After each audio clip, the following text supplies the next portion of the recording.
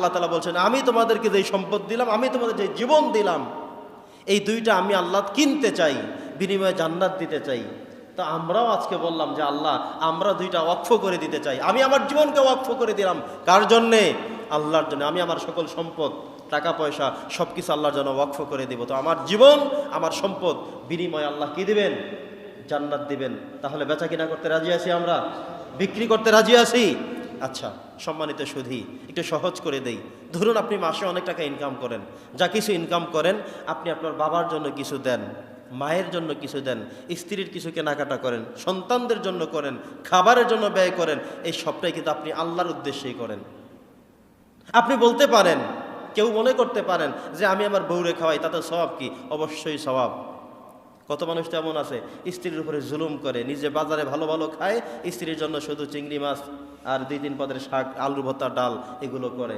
এমন জালেমও কিন্তু আছে আমাদের সমাজে। স্ত্রীর খবর রাখে না, বাবার বাড়িতে ফেলে রেখেছে, স্ত্রীর পাত্তাও দেয় না। সে তার প্রয়োজন মতো যতটুকুন করে, তারপরে সে তার সাথে আর সুন্দর রিলেশন করে না। অনেক পিতারা এমন আছেন সন্তানের জন্য ব্যয় করেন না, উনি ওনার মন মতো যেমনে মন চায় তেমনে ব্যয় করেন।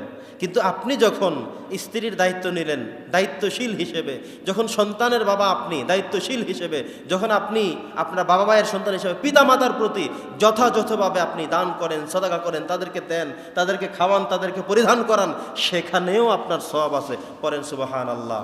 তো যেভাবে আপনি আপনার স্ত্রীকে ফ্যামিলি মনে করেন, সন্তানকে নিজের মনে করেন, বাবা মাকে নিজের জন্য করে নিয়েছেন, সেভাবে সমাজে আরও কিছু জিনিসকে আপনি আপনার জন্য করে নিতে হবে।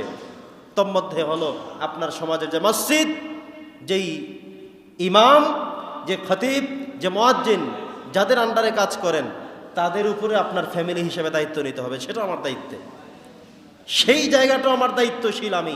আমি তাদের ব্যাপারেও কাজ করব।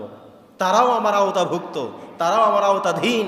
আমি যেভাবে আমি স্ত্রী, সন্তান, পরিবার পরিজনের জন্য অর্থ করি, টাকা পয়সা ব্যয় করতে কষ্ট লাগে না, একইভাবে একই সিস্টেমে আমি আমার সমাজের কতিপয় দায়িত্বকেও আমি অ্যাভয়েড করতে পারি না।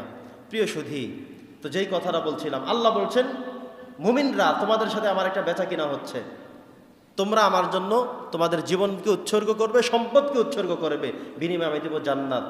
কোরআনের আয়াত সূরাতু আত-তাওবা 111 নম্বর আয়াত। আল্লাহ বলছেন ইন্নাল্লাহ আশতারা মিনাল মুমিনিন, আমি মুমিনদের সাথে একটা চুক্তি করতে যাচ্ছি, বেচা কিনা করতে যাচ্ছি, ক্রয় বিক্রয় করতে যাচ্ছি। শর্ত কি? আনফুসাহুম ওয়া আমওয়ালাহুম, তোমরা তোমাদের জীবন দিবে, তোমাদের সম্পদকে উৎসর্গ করে দিবে। বিআন্না লাহুমুল জান্নাহ, জান্নাতের বিনিময়ে আমি তোমাদের থেকে জীবন কিনে নিব, জীবন উৎসর্গ করে সেটা নিয়ে নিব, তোমাদের সম্পদ আমি নিব। সম্পদ মানে কি? আমরা আল্লাহর সাথে বেচা কিনা করব, আল্লাহ আমাদের থেকে নেবেন। বিষয়টা হলো এমন, আমি আমার সম্পত্তি, আমি আমার জীবনকে আল্লাহর রাস্তায় উৎসর্গ করে দিলাম, আমি আমার জীবনকে ওয়াকফ করে দিলাম। কখনো জিহাদের ডাক আসলে আমি আমার সময়গুলোকে মাহফিলের জন্যে, মসজিদের জন্যে, নেক কাজের জন্যে, ভালো কাজের জন্যে, মানুষের উপকার করার জন্য আমি ব্যয় করব। এটাই হলো আমি আমার জীবন উৎসর্গ করে দিয়েছি আল্লাহর জন্যে। তার মানে হলো আল্লাহর সৃষ্টিজীবী বান্দার জন্যে। আমি আমার সম্পত্তিগুলোকে বেচা কিনা করার নিয়ত হলো এটা, কথা হলো এটা, আমি আমার সম্পত্তিকে স্ত্রীর জন্য, সন্তানের জন্য যেভাবে ব্যয় করি, সেভাবে আব্বা আম্মার জন্য ব্যয় করব, সেভাবে প্রতিবেশীর গরিব মানুষদের জন্য ব্যয় করব, সেভাবে আমি আমার মসজিদের ইমাম মুয়াজ্জিনের জন্য ব্যয় করব, সেভাবে আমাদের সমাজে অসহায়, দুঃখী, গরিব, নিঃস্ব তাদের জন্য ব্যয় করব। তো আমি আমার জীবন, আমি আমার সম্পদ সব কিছু আমি আল্লাহর সামনে উপস্থাপন করলাম। আল্লাহ বলছেন বিআন্না লাহুমুল জান্নাহ, তাহলে আমি তোমার জন্য জান্নাতকে প্রস্তুত করে রাখলাম। সুবহানাল্লাহ।